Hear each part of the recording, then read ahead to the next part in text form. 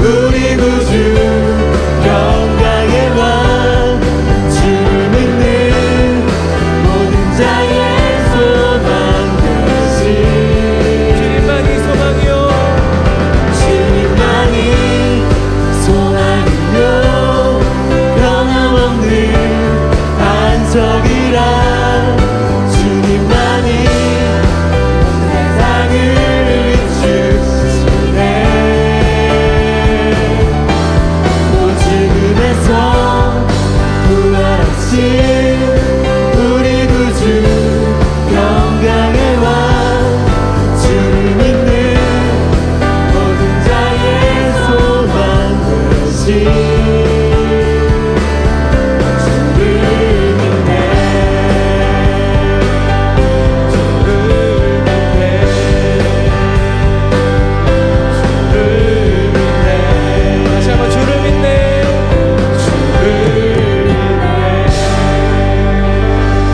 우리의 소망 되신 하나님께 영광의 박수 올려드리겠습니다.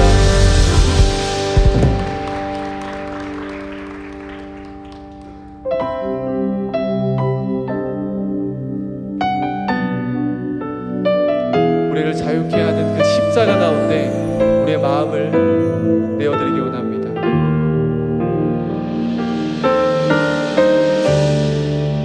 같이 찬양할까요? 주 보혈 날 정결케 하고 주 보혈 날 자유케 하니 주 앞에 나 예배하는 이 시간 나의 모든 것을 주께 드리네 주의 손 날 위해 지키셨고 주의 손 날 위해 지키셨고 주의 발 날 위해 닦으셨으니 이제는 내가 사는 것이 아니요 오직 주를 위해 사는 것이라 주의 손에 나의 손을 포개고 또 주의 말에 나의 말을 포개어 나 주와 함께 죽고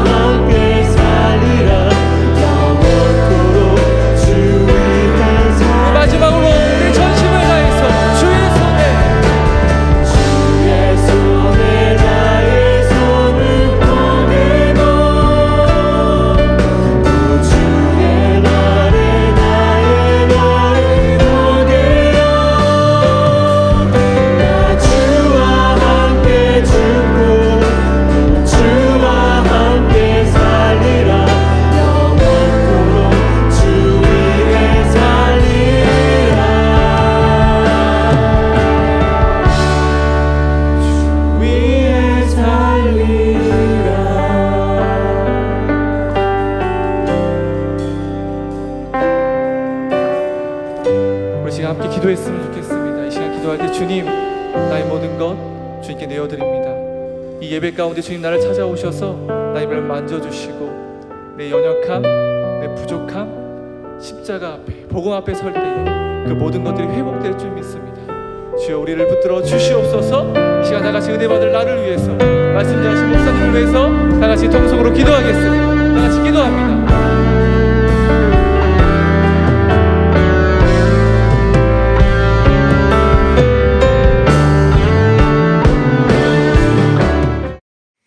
할렐루야. 주의 이름을 찬양합니다. 선포된 말씀이 여러분 각 사람에게 꼭 필요한 은혜가 될 줄로 믿습니다. 오늘 말씀의 제목은 뭐예요? 언행을 말씀처럼. 한번 따라해서 언행을 말씀처럼. 옆 사람과 인사하시죠. 언행을 말씀처럼 합시다. 네. 여러분, 저희가 지금 그 경건이 이르도록 자신을 연단하라는 새 주제를 가지고 경건 훈련을 우리가 하고 있고, 지난 시간에 뭐에 대해서 했어요? 기도에 대해서요. 그럼 뭐예요? 생각을 기도처럼. 그래서 일주일 동안 훈련해 봤어요? 생각을 기도처럼 했어요? 생각을 제멋대로 했어요. 생각을 기도처럼 하는 그 훈련을 하는 거죠. 이번 주 내내 해야 될 건 뭐냐면 언행을, 말과 행동을 하나님의 말씀처럼 하는 훈련을 이제 하셔야 돼요. 언행을 말씀처럼. 다시 한번 따라하세요. 언행을 말씀처럼. 여러분, 이게 얼마나 중요한지 모릅니다. 사회학자로 알려진 커밍 월크라는 사람이 성공하는 사람들의 공통점이 있을 텐데 뭘까 해서 수십 년을 연구했어요. 그래가지고 성공하는 사람들의 4가지 특징을 알아냈어요. 성공하는 사람들은 보통 그 지능이 뛰어나게 태어났다는 거예요. IQ가 좀 높은 측면이었다. 두 번째는 지식을 습득했다는, 지식인데 knowledge가 아주 그 뛰어난 사람들, 열심히 IQ로 만족하지 않고 지식을 습득해 나가는 데 게으르지 않은 사람들이요.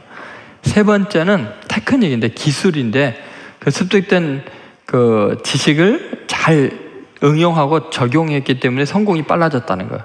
네 번째, 이 사람들의 공통적인 특징이 뭐냐면 태도예요. 애티튜드의 문제인데, 정말 이 태도는 앞에 3가지보다 훨씬 중요하다는 것을 통계적으로 알게 됐어요. 무슨 말이냐면은 앞에 3가지로 인해서 성공했더라도 이 태도가 안 좋은 사람은 순간적으로 무너지는 걸 알게 된 거예요. 그리고 그 태도가 좋은 사람은 앞에 3가지를 갖추지 못했을지라도 놀랍게 성공한 경우가 아주 많았어요. 그래서 이 태도가 얼마나 중요한가를 다시 분석을 해봤어요. 성공하는 요소에서 한 몇 프로나 차지할까 했더니 놀랍게 몇 프로 정도 될 것 같아요? 인생의 성공의 태도가 93% 정도가 태도에 의해서 결정이 된다는 거예요. 다시 말해서 여러분이 타고난 지능이 좀 떨어져도, 그리고 지식을 많이 습득을 못하고 학벌이 별로여도, 또는 테크닉이 별로 없어도 정말 태도가 분명하면, 태도가 바르면 성공하고 인생을 아주 의미 있고 가치 있게 살아갈 수 있다는 거죠.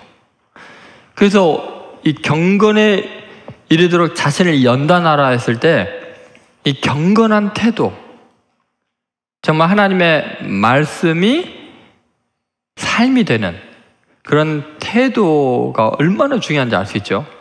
성공의 93%를 차지하니까 여러분이 하나님의 말씀대로 만약에 언행을 그렇게 살아간다면 얼마나 태도가 멋지겠어요.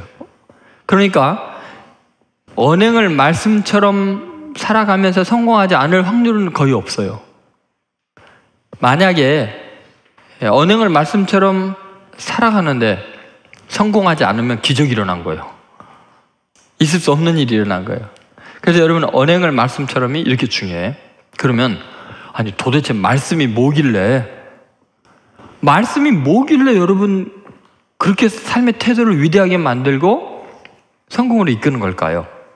오늘 본문 히브리서 4장 12절부터 13절에서는 말씀을 검이라고 이야기하죠.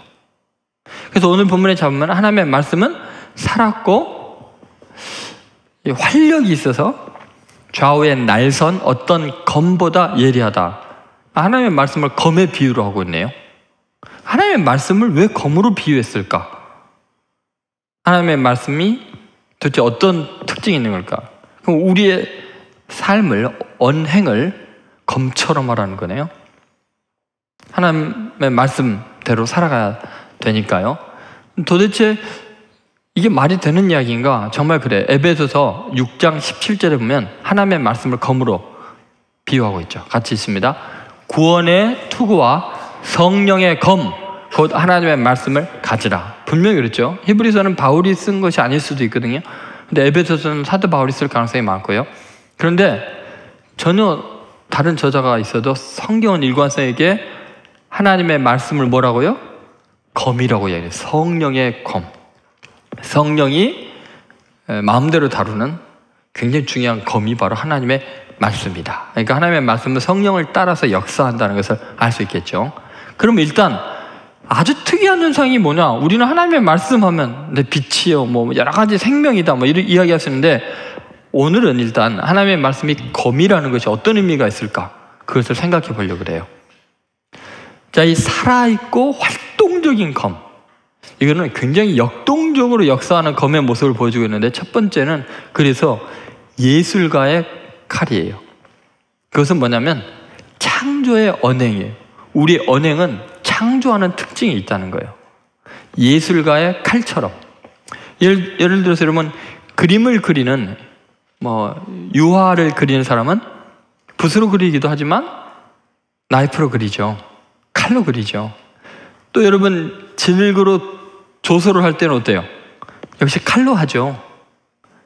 그 다음에 돌이나 나무를 조각해 나가는 거, 그런 것도 정말 예리하고 멋진 칼로 작품을 만들어 가는데 칼 끝이 스치는 곳마다 새로운 형상이 주어지고 의미가 부여돼요. 마치 하나님의 말씀은 살아있고 활동적인 예술가의 칼과 같다는 거예요.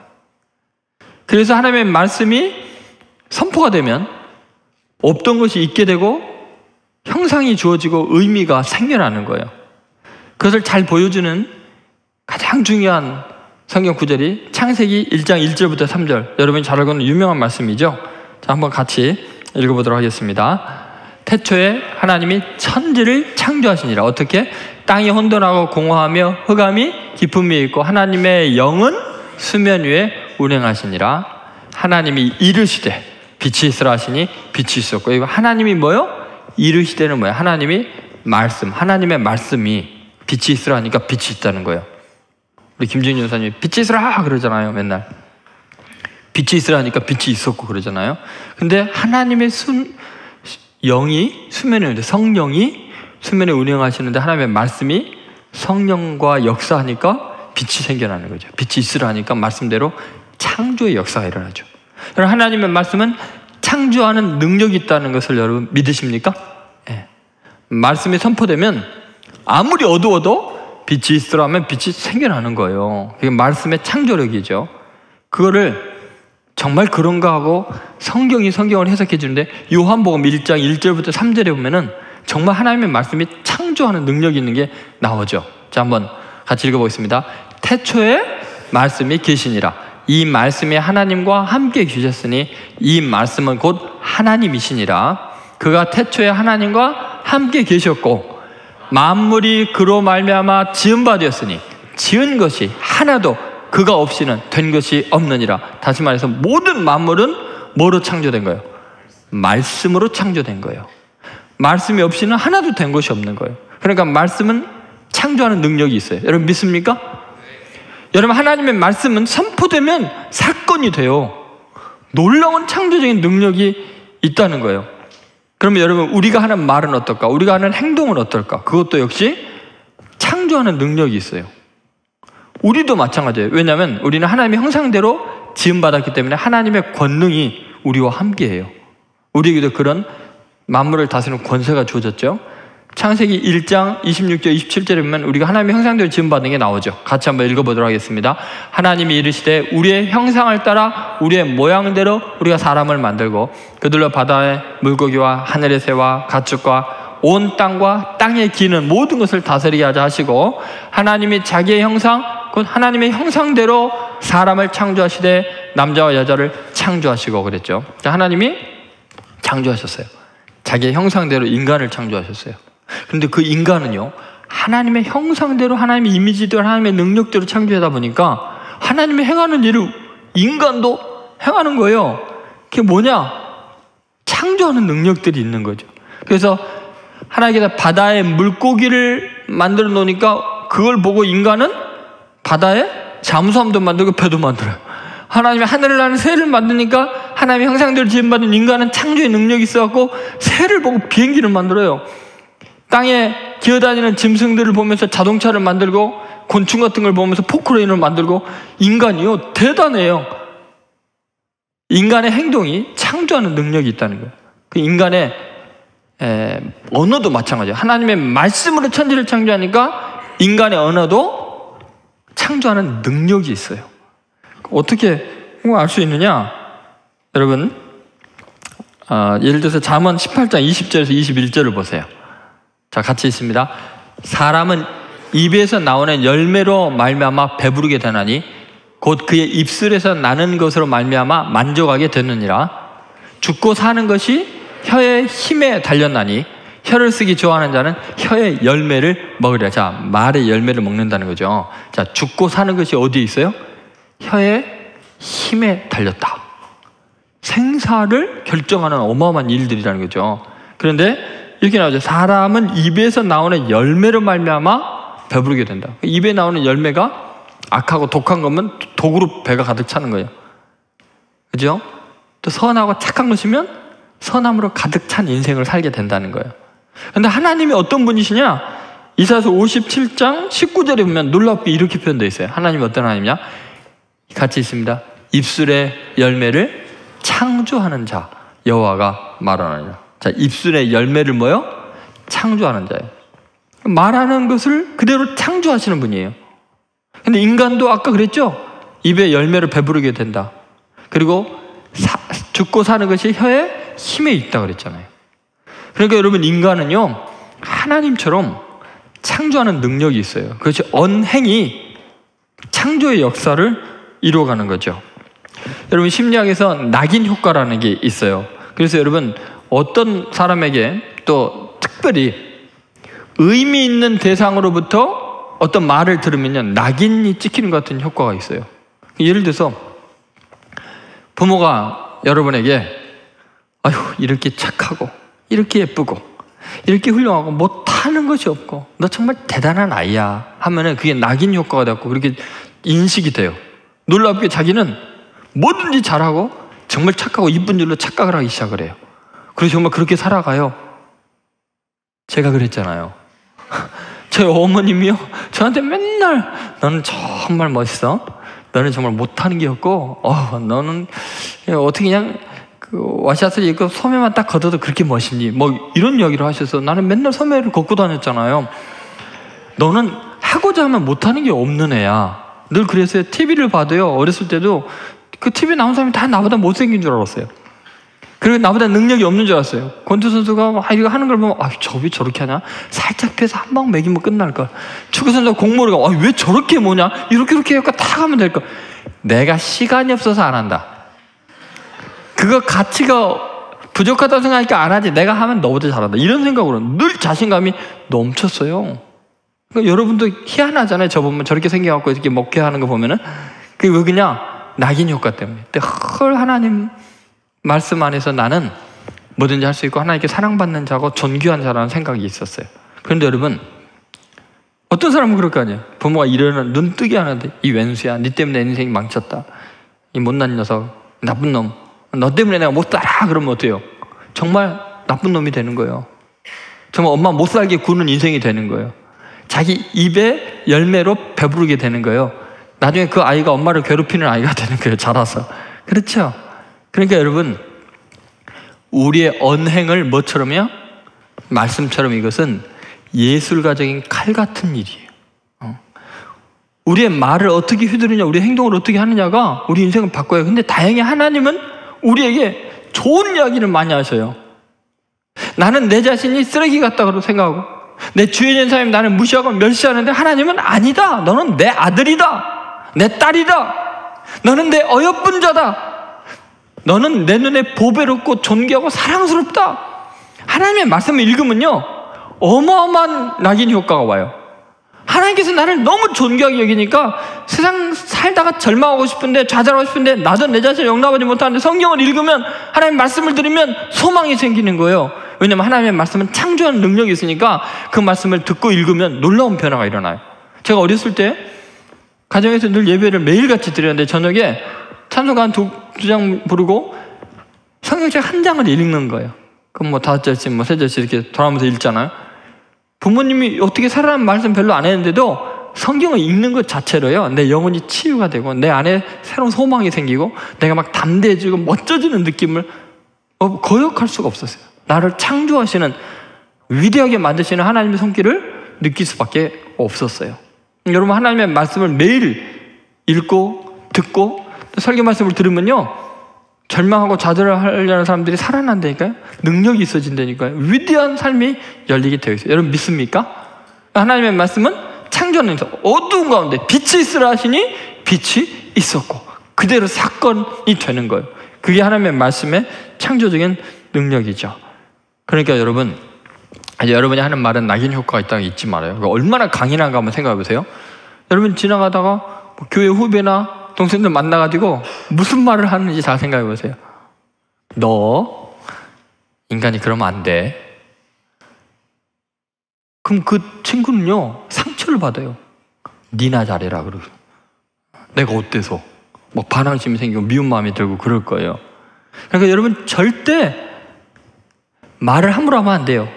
내가 말을 할 때는 하나님의 말씀을 하는 것처럼 해야 돼요. 언행을 뭐요? 말씀처럼. 그러니까 여러분, 하나님이라면 어떻게 할까?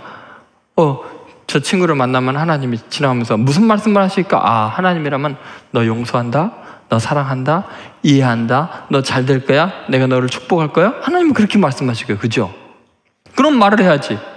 마귀가 할 말을 골라서 해요? 마귀가 하는 말은 뭐예요? 정죄하고 판단하고 심판하는 말 하는 거죠. 그죠? 비방하는 거죠. 마귀가 하는 일이 그거니까, 참소하는 일이니까. 그런데 여러분, 다른 사람보다 자기를 더 높게 생각하면 안 돼요. 이게 얼마나 위험한지 몰라요. 잠언 21장 23절 24절을 보세요. 우리가 언행을 말씀처럼 하지 않을 때 어떤 현상이 일어나? 같이 있습니다. 입과 혀를 지키는 자는 자기 영혼을 환난에서 보존하느니라. 무례하고 교만한 자를 이름하여 막는 자라 하나니 이는 넘치는 교만으로 행함이니라. 여러분 23절에 뭐라고 해요?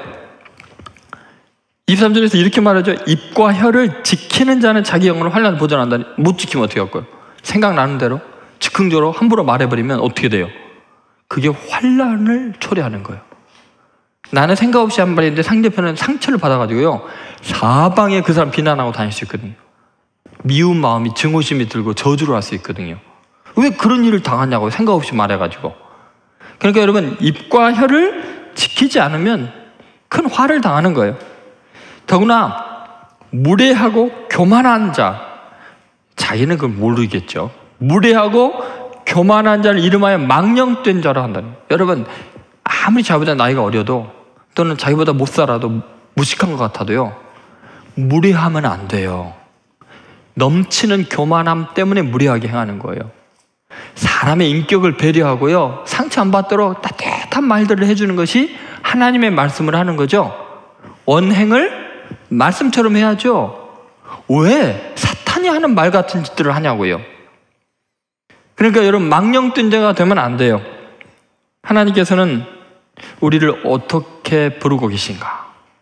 다윗 소년이잖아요. 그런데 하나님은 왕이라고 임명을 하시잖아요. 부르시잖아요. 그 진짜 왕처럼 행동을 하죠. 골리앗 만났는데 소년의 행동이 아니라 나라를 지키는 왕 같은 마음으로 감히 할례받지 못한 자가 여호와의 군대 이름을 모독하는도다 하면서 내가 그의 목을 치리라 하고 하나님께 영광을 돌리잖아요. 왜요? 하나님이 말씀하시니까 말씀대로 왕이 되는 거예요. 위대한 존재가 되는 거예요. 그러니까 여러분, 이제 옆 사람 만날 때 당신은 왕 같은 존귀한 자입니다. 당신은 하나님의 아들이고 딸입니다. 하나님 눈에 보배롭고 존귀합니다. 그렇게 선언을 해야 돼요. 자, 이 사람한테만 이야기해 보세요. 당신은 보배롭고 존귀하고 사랑스러운 사람입니다. 너무 길어서 따라하기 힘들면 당신은 하나님의 자녀입니다. 권세가 있습니다. 그렇게 서로를 늘 만나면 이야기해야죠. 쓸데없는 소리 하면 안 돼요. 예? 괜히 비방하지 말고 생겨도 뭐 같은 게 막 이런 식으로 말하면 안 되고 예, 정말 귀하게 얘기해야 돼요. 망령된 사람 되면 안 되죠. 두 번째, 하나님의 말씀이 검과 같다는 게 무슨 말이냐? 그것은 의사의 칼과 같다는 말이에요. 그건 뭐냐면 치유의 언행 또는 소생의 언어, 죽어가는 사람을 살리는 언어예요. 언행을 말씀처럼, 이 말은 언행을 의사처럼 하라는 거예요. 의사의 수술용 칼처럼 죽어갈 사람을 살리는 말들을 하라는 거예요. 그래서 오늘 히브리서 4장 12절 13절에 보면 하나님 말씀이 외과 수술용 칼같이 느껴지는 말씀을 하시죠. 자, 같이 한번 읽어볼까요? 다시 한번. 하나님의 말씀은 살아있고 활력이 있어 좌우의 낯선 어떤 검보다 예리하여 혼과 영과 및 관절과 골수를 찔러 쪼개기까지 하며 또 마음의 생각과 뜻을 판단하는 이랬죠. 여기 보니까 자, 하나님의 말씀은 좌우의 어떤 낯선 검보다 예리한 건 뭐예요? 수술용 칼처럼 예리한 칼이 있어요? 좌우의 낯선 어떤 검보다 예리하여 혼과 영, 관절과 골수를 찔러서 쪼개고 수술하는 작업을 보여주고 있죠. 그러니까 여러분, 하나님의 말씀은 외과 수술용 칼 같아요. 의사의 칼처럼 죽어가는 사람을 살릴 수 있는 능력이 있다는 것을 잊지 않아야 돼요. 시편 119편 50절에 이런 말씀이 있어요. 같이 있습니다. 이 말씀은 나의 고난 중에 위로라. 주의 말씀이 나를 살리셨기 때문이다. 자, 이 말씀은, 하나님의 말씀은 고난 중에, 내가 병들었을 때, 내 관계가 파괴됐을 때, 내 마음의 상처를, 정신적인 충격을 받았을 때 위로라. 주의 말씀이 나를 살리셨기 때문입니다. 죽어가는 사람을 수술해서 하나님의 말씀이 살리는 능력이 있어요. 여러분, 너무나 고통스럽고 힘들 때 하나님의 말씀을 대면하세요. 정말 몸이 아파서 죽어갈 때 하나님의 말씀을 읽으세요. 여러분, 심지어 문봉주 대사는 중국에서 암에 걸려갖고 사형 선고를 받았는데 어차피 죽을 바야 청년들에게 성경 말씀을 실컷 가르쳐야겠다고 하나님의 말씀을 창세기부터 요한계시가 가르치는 걸 계속 몇 달을 했더니 암이 나서버렸대요. 하나님의 말씀 자체가 치유하는 능력이 있는 거예요. 육체의 질병도 고치고 혼, 정신과 영, 이 모든 것을 찔러 쪼개서 다 수술해 주는 거예요. 병든 요소들, 종양들을 다 제거하는 능력이 하나님의 말씀에 있는 줄로 믿습니다. 그래서 말씀을 보내사 위경에서 우리를 건지시는도다. 하나님은 말씀을 통해서 우리를 건져주고 치유하는 능력이 있어요. 그래서 하나님의 말씀을 읽는 사람은 대단히 권능 있는 삶을 살 수밖에 없어요. 여러분, 하나님의 말씀이 얼마나 중요한가. 그래서 우리의 자신을, 병든 것을 하나님의 말씀이 깨닫게 해주고 그리고 그 잘못된 걸 고치는 능력이 있는데, 예를 들어서 잠언 21장 2절 3절 말씀 같이 읽어보겠습니다. 사람의 행위가 자기 보기에는 모두 정직하여도 여호와는 마음을 감찰하시느니라. 공의와 정의를 행하는 것은 제사 드리는 것보다 여호와께서 기쁘게 여기시느니라. 이렇게 말하고 있죠. 여러분, 여기 보면은 사람의 행위가 자기 보기에는 모두 정직하여도 무슨 말이냐면요, 우리는 내 몸 건강한데 뭐 아무 질병이 없는데 뭐 이렇게 생각하고 정기 검진을 받으러 왔더니 속에 암이 있대, 뭐 종양이 있대, 속이 어디 골맞대. 여러분, 우리가 모르는 잘못된 것을 하나님의 말씀을 통해서 깨닫게 돼요. 설교를 들으면서 내가 이런 말을 하면 안 되는구나, 이런 행동을 하면 안 되는구나, 이런 가치관을 살면 안 되는구나, 내 영이 병들었구나, 내 영적인 상태가 혼란스럽구나, 이런 걸 알게 돼요. 그래서 하나님은 그걸 감찰하셔서 분석한 다음에 그걸 갖다 수술해 버리시는 거죠.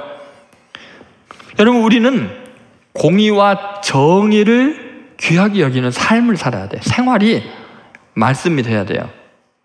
그런데 하나님께 예배하는 거, 제사 지내는 것 자체로서 우리는 스스로 속을 수가 있어요. 일상적인 삶은 엉망이면서 예배만 드리면 거룩한 사람이고 바른 사람이라고 착각하는 거죠. 그런데 여러분, 이제 다음 주에 보겠지만 생활을 예배처럼 할 거거든요. 생활이 공의와 정의가 있는 바른 삶을 살지 않으면 제사 드리는 것은 무의미한, 그래서 공의와 정의를 행하는 것이 제사를 드리는 것보다 하나님을 더 기쁘게 한다는 게 무슨 말이에요? 여러분, 삶 자체가 예배가 돼야 된다는 거예요. 근데 그런 것이 하나님의 말씀을 통해서 교정이 가능해요. 그렇지 않으면요, 종교적인 행위와 종교적인 의로운 모습을 보여줌으로써 자기는 훌륭하다고 착각을 하거든요. 그래서 말씀을 통해서 그게 아니다, 예배 드리는 것이 곧 삶이 되고 삶이 예배가 되어야 된다, 이렇게 바꿔나가는 거죠. 그렇기 때문에 우리는 예레미야 18장 11절처럼 너희의 길과 행위를 아름답게 하라. 한번 따라하세요. 너희의 길과 행위를 아름답게 하라. 여러분, 이게 아름다운 삶이 되어야 돼요. 행실이 너무 아름답고 고와야 돼요. 근데 행실이요, 과격하고요, 무례하고 교만하면 아무리 교회에서 봉사를 많이 하고 굉장한 재능이 있어도 태도가 글러먹은 거잖아요. 태도가, 그죠? 애티튜드가 잘못되면 그 사람 망하는 거예요. 오래 못 가요. 그래서 하나님의 말씀으로 그 잘못된 태도를 뜯어 고쳐야 되는 거예요. 수술해야 되는 거예요. 그거 못 깨달으면 재앙이에요, 재앙. 여러분, 디도서 2장 7절 8절에 이런 말씀이 있습니다. 같이 있습니다. 범사에 내 자신이 선한 일에 본을 보이며 교훈에 부패하지 아니함과 단정함과 책망할 것이 없는 바른 말을 하게 하라.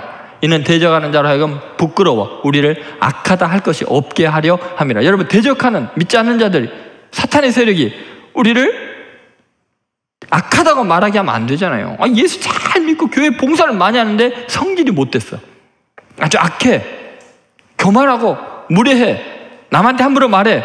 그럼 믿지 않는 사람들이 니나 잘 믿어라, 부끄러운 말을, 우리가 듣기도 부끄러운 말을 하게 되잖아요. 그러니까 우리는 어떻게 해야 되겠어요? 선한 일에 본을 보이고 바른 말을 해야 돼요. 그것이 하나님의 말씀을 통해서 우리가 교정이 되는 거예요. 수술이 되는 거예요.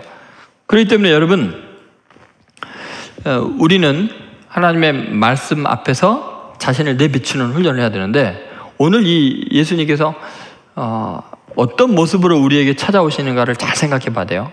요한계시록에 7교회가 있잖아요. 예수님은 한 분이신데 7교회에 나타나실 때 같은 모습으로 나타날까요? 다른 모습으로 나타날까요?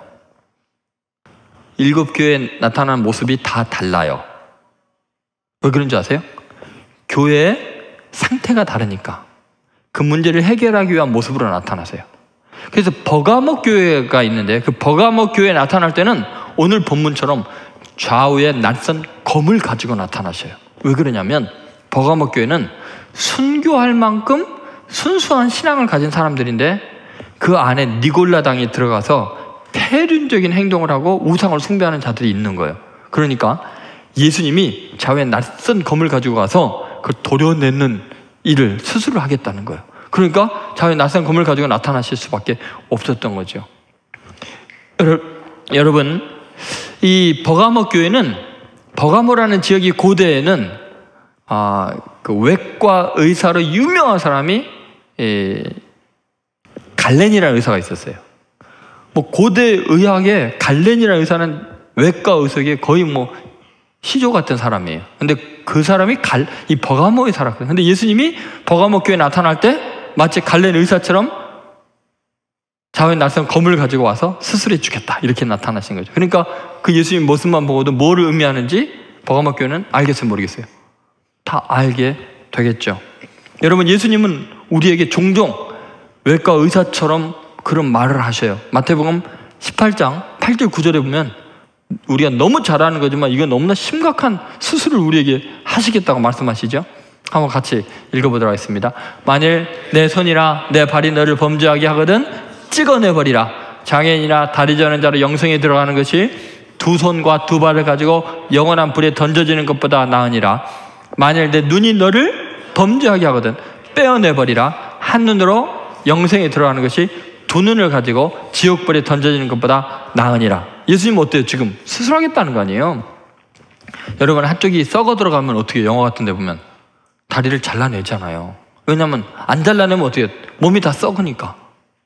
눈이 썩으면 빨리 눈을 빼내라는 거예요. 하나님의 말씀이 그렇게 우리를 썩어내는 부분, 그걸 고쳐내는 능력이 있는 거예요. 그래서 하나님의 말씀을 들을 때 찔림을 받는 거죠. 아까 그랬죠?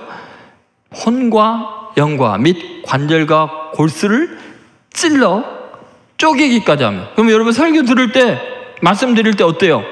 이게 막 비수처럼 파고들고 내 영혼과 생각과 내 삶을 도려내는 것 같은 아픔이 느껴지고, 아, 내가 이게 병들었구나, 내가 썩어가고 있구나, 내가 교만했구나, 내가 말을 함부로 했구나, 내 행동이 문제가 있구나, 이걸 깨닫는 것이 은혜예요. 고쳐지고 변화되고 수술받는 거예요. 그래서 여러분 예배 드리는 모습이 수술실에 들어온 환자 같아야 돼요. 집에 예배당에 들어올 때 마치 수술실에 들어갈 때 하나님 나 좀 살려주세요, 나 꼭 고쳐주세요, 수술 잘 되게 해주세요, 라는 심정으로 들어와야 돼요. 왜요? 하나님의 말씀은 좌우의 낯선 검과 같아서 혼과 영과 및 관절과 골수를 찔러 쪼개기까지 하는, 수술하는 의사의 칼처럼 우리를 소생하게 하고 다시 살게 하는 능력이 있기 때문에 그런 거죠. 여러분, 카루투지오 수도에 그 표가 있어요. 아주 유명한 표예요. 이게 무슨 말이 돼 있냐면요, 그 수도회에서 수도승들이 자기 자신을 각고의 노력으로 정진할 때, 그 경건의 훈련을 연단할 때 쓰는 표어예요. 그게 뭐냐? 불구자가 되는 것이 없으므로 개혁도 없다라는 거예요. Never deformed, never reformed. 이 폼이 부서지지 않으면 리폼이 불가능한 거예요. 디폼이 안 되면 리폼이 불가능한 거예요. 그러니까 여러분 지금 수술 받아야 될 때 수술 받아야 돼요. 지금 이 젊은 나이에 더 시간이 가서 내 인격이 병든 걸로 형성이 되고 말 함부로 하고 행동 똑바로 못하면서도 신앙생활 잘하고 봉사 열심히 하는 모습, 그 수술해야 돼요. 착해져야 돼요. 예수님 닮아져야 돼요. 말씀을 통해서 부서지고 깨지고 변화되어야 리폼이 되는 거예요. 하나님의 사람으로 거듭날 수 있는 은혜가 임하는 거죠. 그런데 여러분, 놀라운 사실은 우리가 다시 하나님 앞에 수술 받을 때 놀라운 사실이 하나 있어요. 생각보다 안 아프다는 거예요. 왜 그러냐면 마취를 하시거든요. 처음에 아담을 그 수술하실 때 그랬잖아요. 깊이 잠들게 하셨죠. 그런데 실제로 우리는 내 삶이 수술당하는 것 같을 때 생각보다 덜 아파요. 왜냐하면 우리 대신 예수님이 수술을 받으셔요. 사망의 음침한 골짜기로 다닐지라도 해를 두려워하지 않을 것은 주께서 나와 함께 하심이라 그랬잖아요. 근데 그 함께 하시는 주님이 어떤 일을 하시냐면 이사야서 53장에 보면 그가 찔림은 우리의 허물을 인하면, 그가 상하면 우리의 죄악을 인하면, 그가 징계를 받음으로 우리가 평안을 누리고 그가 채찍에 맞음으로 우리가 나음을 입었도다. 수술은 예수님이 십자가 위에서 당하고 고침을 받는 건 우리라는 거예요. 어마어마한 이야기죠. 하나님의 말씀이 우리를 그렇게 고치는 능력이 있는 거예요. 그러게 여러분, 하나님의 말씀을 아멘으로 받아들이면 날마다 내 자신이 새로워지는 은혜를 경험할 거예요. 또 다른 사람을 치유하는 하나님의 말씀을 선한 말씀 같은 삶을 살기를 주의 이름으로 축원드립니다. 자, 세 번째, 권세의 언행. 이거는 이제 총독의 검이라고 할 수 있는데, 이 권세자의 검이라고 할 수 있어요. 오늘 본문 말씀을 잘 보면요, 이게 얼마나 권세 있는 심판자의 검인가, 운명을 결정하는 검인가를 알 수 있어요. 그것이 히브리서 4장 12절과 13절을 연결하면서 읽으면 분명하게 보이죠. 자, 보세요. 다시 한번 읽겠습니다. 하나님 말씀은 살아있고 활력이 있어 좌우의 낯은 어떤 것보다 예리하여 혼과 영과 및 관절과 골수를 찔러 쪼개기까지 하며, 여기까지 했죠. 자, 보세요.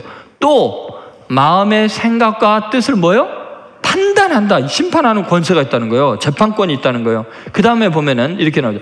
같이 있습니다. 지으신 것이 하나도 그 앞에 나타나지 않음이 없고 우리의 결산을 받으실 이의 눈앞에 만물이 벌거벗은 것 같이 드러나다. 자, 결산을 받는다면 생사가 결정되는 중요한 일이 말씀을 통해 이루어진다는 거예요. 그러니까 말씀은 엄청난 정치적이고 사회적이고 법정적인 힘이 있다는 거예요.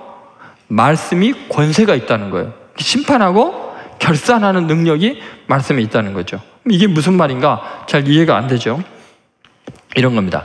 자, 이건 로마 시대에 지금 쓰여진 문서예요. 그죠? 자, 그 로마 시대에는 로마의 황제가 어떤 총독이라든지 장군들을 임명을 할 때 두 가지 그룹으로 나눠서 임명을 해요. 이게 뭐냐면 어떤 그 장관들은 유스글라디라는 거물 황제로부터 수여받아요. 유스글라디라는 검을 받으면 직결 심판권이 있어요. 생사를 주관할 수 있어요. 황제의 정권을 받아서 아무나 죽이고 살릴 수가 있는 어마어마한 권한이에요. 유스글라디라는 검이 있으면, 이 검을 물려받지 않고 행정관에 임명이 되면 행정적인 처리만 하는 거지 생사를 결정할 수가 없어요.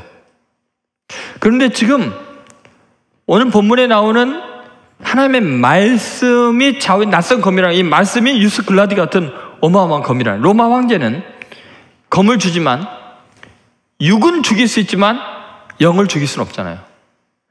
물리적인 세계에는 어마어마한 힘이 있지만 영적인 세계까지 건드릴 수가 없잖아요. 그런데 예수님은 하나님의 말씀이잖아요. 이 말씀은 자연을 다스리는 능력이 있죠. 바람아 잠자나 풍랑아 멈춰라 하면 멈추죠. 풍랑을 잔잔케 하신 분이에요. 그분은 죽은 자를 살리는 능력이 있는 말씀을 하셨어요. 육을 고치는 권능이 있었어요. 더구나 영적인 세계에 혼과 및 영을 찔러 쪼개는 능력이 있어요. 귀신의 세력을 물리치는 권세가 있어요. 하나님의, 예수님의 말씀이 얼마나 권세가 있는가, 누가복음 4장 35절 36절 말씀이에요. 자, 같이 있습니다. 예수께서 꾸짖어 이르시되 잠잠하고 그 사람에서 나오라 하시니 귀신이 그 사람을 무리 중에 넘어뜨리고 나오되 그 사람은 상하지 아니한지라. 다 놀라 서로 말하여 이르되 이 어떠한 말씀인고 권위와 능력으로 더러운 귀신을 명함에 나가는도다 하더라. 여기 보니까 자, 서로 말하는 게 뭐예요? 이 어떠한 뭐요? 말씀인고, 그 말씀의 특징이 뭐요? 권위와 능력으로 더러운 귀신을 명함에 나가는도다. 그 말씀이 권세가 있다는 거죠. 마치 유스글라디 같이 생사권을 주관하는데 영적인 권세까지 있어서 귀신이 물러갈 수밖에 없는 권세가 있다는 거예요. 하나님의 말씀은 영적인 세계에서도 권세가 있다는 것을 잊지 않아야 돼요. 그러니까 여러분, 하나님의 말씀은 모든 것에서 가장 위대한 권세가 있는 어마어마한 말씀이에요. 여러분, 이것이 우리에게도 그대로 주어져요. 얼마나 놀라운 일이냐. 우리의 싸움은 혈과 육에 속한 게 아니라는 이야기죠. 고린도후서 10장 3절 5절에 보면 우리가 뭐로 싸우는가, 바로 이 하나님의 말씀으로 싸우는 게 나오는데 같이 있습니다. 우리가 육신으로 행하나 육신에 따라 싸우지 아니하노니 우리의 싸우는 무기는 육신에 속한 것이 아니요 오직 어떤 견고한 진도 무너뜨리는 하나님의 능력이라. 모든 이론을 무너뜨리며 하나님 아는 것을 대적하여 높아진 것을 다 무너뜨리고 모든 생각을 사로잡아 그리스도에게 복종하게 하니. 자, 아까 혼과 영, 관절과 골수를 찔러 쪼개는 말씀이었잖아요. 혼의 세계, 정신 세계를 완전히 다 그리스도 앞에 무릎 꿇게 만드는, 하나님을 대적하는 세력들을 꼼짝 못하게 하는 지혜와 권능의 말씀, 권세가 하나님의 말씀에 있는 줄로 믿습니다. 여러분, 하나님의 말씀에 능력이 있으면요, 철학 교수님들이 굉장한 이야기를 하는 것 같아도 허점들이 다 보여요. 축 찌르면 푹 쓰러져요. 맹점들이 너무 많아요. 하나님의 말씀에 얼마나 권세가 있는지 말할 수가 없어요. 여러분, 청도에게 소유된 로마 황제 유스글라디라는 검은 결국은 뭐 육체밖에는 어떻게 할 수가 없잖아요. 그러나 하나님의 말씀은 혼과 영을 죽이기도 하고 살리기도 하는 권세가 있다는 것을 잊지 않아야 돼요.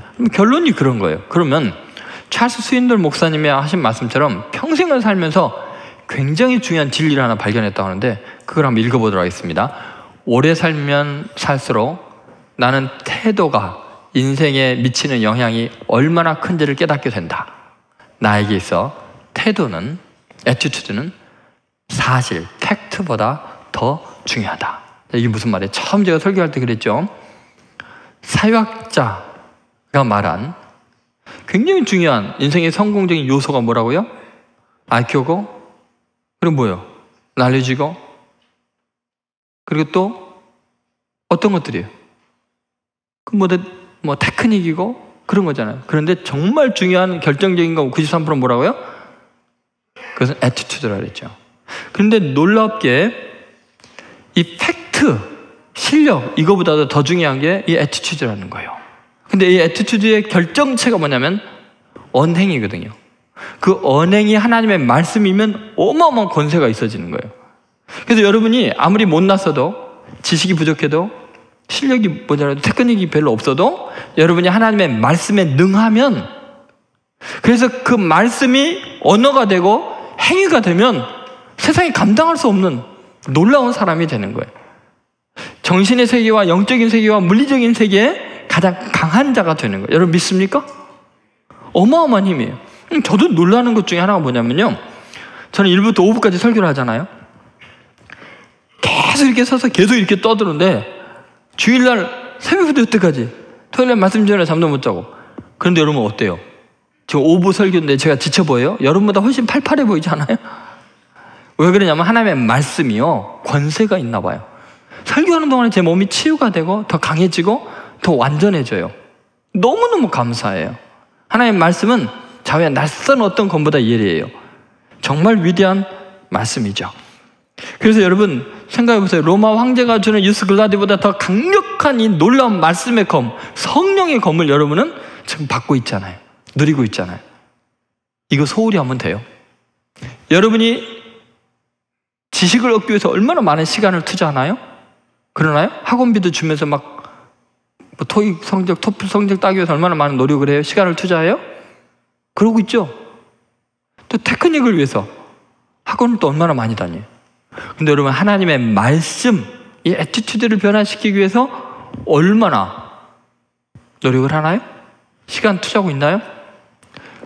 여러분 경건에 이르도록 내 자신을 연단하라 그랬으면은 경건의 훈련 중에 두 번째인 말씀을 위해서 시간을 투자해야 돼요. 그 결심을 하셔야 돼요. 어떤 결심을 해야 될까요? 그럼 저를 따라해 보세요. 눈 뜨면 성경 한 장 읽기. 밥 먹기 전에 성경 한 장 읽기. 눈 감기 전에 성경 한 장 읽기. 그러면 여러분 총 성경을 하루에 몇 장 읽게 돼요? 5장 읽게 돼요. 그죠? 밥 3끼 먹으니까. 그죠? 이렇게 이야기했더니 제 아내가 제발 밥 먹기 전에 읽으란 말을 하지 말라. 애들이 아멘 안 할 거래. 근데 여러분 결심을 해보세요. 육의 양식은 꼬박꼬박 챙겨 먹으면서 왜 영의 양식은 안 먹으려고 그래요? 예? 여러분 눈 뜨자마자 여러분 화장하고 뭐 세수하고 막 이런 거는 시간을 투자하면서 왜 영혼을 다듬진 않아요? 말씀으로. 그러니까 여러분 꼭 결심을 하세요. 눈 뜨면 성경 한 장을 읽고 활동 시작한다. 밥 먹기 전에 꼭 성경 하나 읽는다. 다이어트 하고 싶은 사람은 성경 읽지 마세요. 그런 결심을 하면서, 그러면요 여러분 지식을 얻는 것보다, 어떤 스킬을 얻는 것보다 훨씬 더 강하고 멋진 사람, 팩트보다 더 중요한 게 애티튜드라 했잖아요. 여러분 반드시 성공하게 돼 있어요. 위대한 사람이 되게 돼 있어요. 그리고 여러분 예배만 드리고 돌아가는 거 의미 없어요? 소그룹에 가서 이 말씀을 나누고 연마하고 그것을 적용하고 그걸 나누는 훈련을 하면요 놀랍게 위대해져요. 여러분 하나님의 말씀을 공동체 속에서 함께 나누는 것이 얼마나 사람을 강하게 하고 지혜롭게 하고 분석력이 뛰어나게 하는지 몰라요. 저는 대학부 청년부 때 제일 좋은 시간이 성경 공부하는 시간이었어요. 소그룹 얼마나 기다렸는지 모르고 일주일 내내 그 연구해 갖고요, 그 조장보다도 훨씬 많이 알아가지고요, 그 말씀을 나누는 기쁨을 이루 말할 수가 없어요. 예. 조장이 나한테 질문 안 하면 안타까워 미치겠어요. 내가 더 설명 잘할 수 있는데. 여러분도 그러셔야 돼요. 그러면 여러분이요 애티튜드 자체가 바뀌는 거예요. 그래서 언행을 말씀처럼 반드시 여러분이 위대하게 돼 있어요. 자, 오늘부터 결심할 수 있겠어요? 예, 성경을 읽으세요. 그래서 바이블, 드라마 바이블 제가 소개했죠. 계속 틈나는 대로 듣고 보고 그러시고, 여러분이 말씀 안에서 정말 강한 사람 되기 바래요. 이건 너무너무나 소중하기 때문에 여러분이 꼭 새겨주고 싶어요. 성령께서 여러분 마음 감동하셔서 말씀에 능한 사람 되기를 바랍니다. 성령의 검을 진 사람. 그래서 성령의 검 멋있잖아요. 저 카톡 아이디인가? 뭐의 아이디예요? 밴드 아이디인가 그래요. 성령의 검 멋있잖아요. 여러분도 그렇게 하세요. 성령의 검 2, 3. 여러분 꼭 하나님의 말씀에 능한 사람 되시기를 주의 이름으로 축원드립니다. 우리 결심하는 기도합시다. 새해 벽두에 하나님, 내가 생각을 기도처럼 했는데 이제는 언행을 말씀처럼 하는 사람, 말씀에 권세 있는 사람, 말씀에 능한 사람, 말씀에 열심인 사람이 되게 해주십시오. 주님, 그래서 정말 내가 성공된 인생, 위대한 삶이 되기를 원합니다. 주님, 나를 사용하십시오. 다시 읽겠습니다. 눈 뜨면, 밥 먹기 전에, 잠자기 전에 하나님 말씀을 읽고 또 시간 내서 30분, 40분을 하루에 말씀에 집중하겠습니다. 그럴 때 내 전문 분야에서 최고가 될 줄로 믿습니다. 주님을 찬양합니다. 같이 통성으로 기도하겠습니다. 하나님 아버지, 오늘 선포된 말씀 안에서 저희가 열정을 다해서 하나님 말씀을 사모하고 읽고 묵상하며 그 말씀에 자유자재하며 그 말씀에 권세가 있는 삶이 되기를 원합니다. 하나님 도와주시옵소서. 한 사람도 유함 없이 은혜 받게 하시고 주님 변화의 새 사람이 되게 하시고 하나님 말씀을 사모하는 심령으로 불타게 하시고 하나님 말씀을 읽자마자 견딜 수 없는 심령이 되게 도와주시옵소서. 주여 역사해 주시옵소서.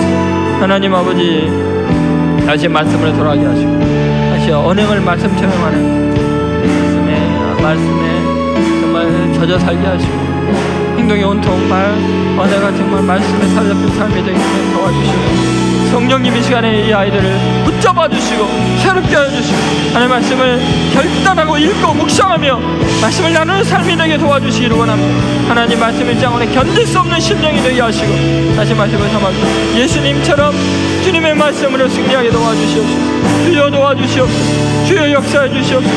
주님을 기대합니다. 주님을 사모합니다. 홀로 영광과 찬양을 받아주시옵소서. 지금은 우리 주 예수 그리스도의 은혜와 하나님 아버지의 사랑과 성령의 감동하심이 다시 말씀의 권세를 의지하고 이 시대의 아픔을 치유하며 하나님께 영광 돌리는 위대한 삶 살겠노라고 결단하는 하나님의 아들, 딸들 머리 위에 한국교회와 이 민족 위에 지금으로부터 영원히 함께 하시기를 간절히 축원하옵나이다. 아멘.